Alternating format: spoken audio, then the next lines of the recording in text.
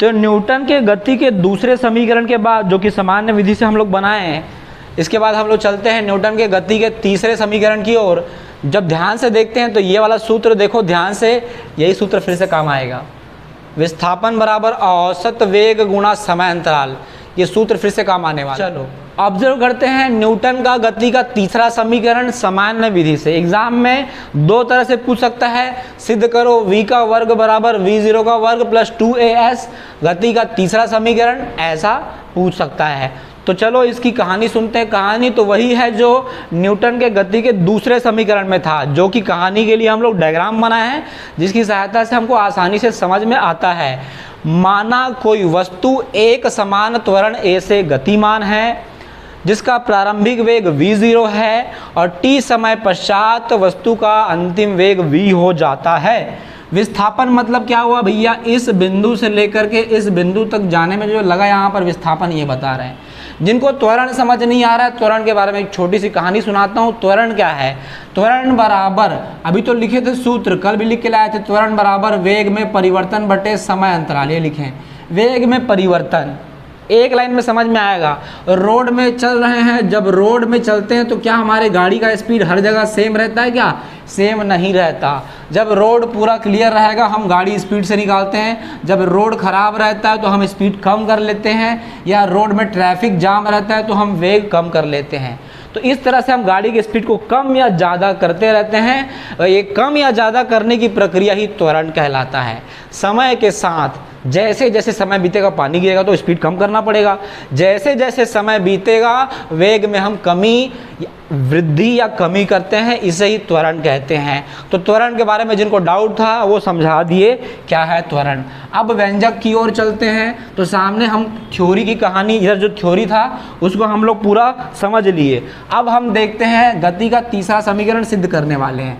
तो यहाँ पे हम लिखते हैं कि हम जानते हैं गति के पहले समीकरण से, गति के पहले समीकरण से कुछ जानते हैं, जो कि है v बराबर v0 प्लस at, हम जानते हैं। अब धन का पक्षांतरण कर लेते हैं ऋण।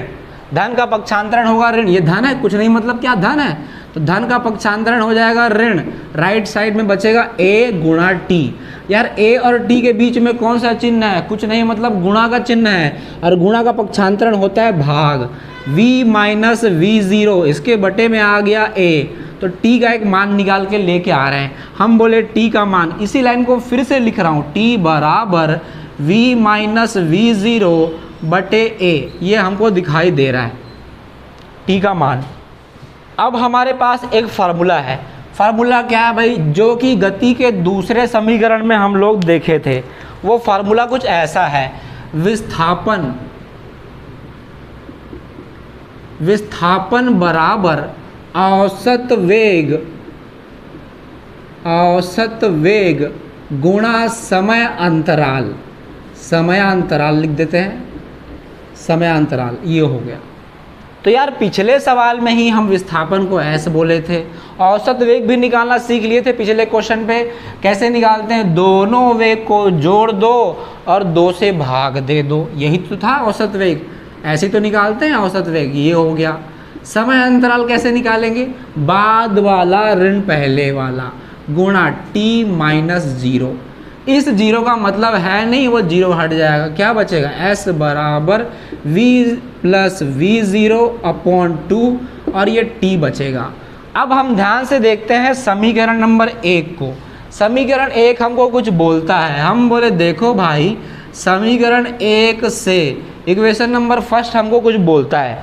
समीकरण 1 हमको t का मान बता रहा है, और इस t के मान को हम लोग उपरोक्त समीकरण में रख सकते हैं। तो हम कमेंट लिख सकते हैं यहाँ पर, समीकरण 1 से t के मान को उपरोक्त समीकरण में रखने पर s बराबर v प्लस v0 बटे में 2 है, और t का मान है v माइनस v0 बटे में a है, v माइनस v0 बटे में a है। अब क्लास 10th का यहाँ पर एक सूत्र लगेगा। क्या है वो सूत्र? ये देखो, जब कोई एक बार प्लस में रहता है a प्लस b, और फिर से गुणा के बाद एक बार माइनस में रहता है, तो भैया हम इसको बोलते हैं a square minus b square. ये सूत्र हम लोग पढ़ते थे।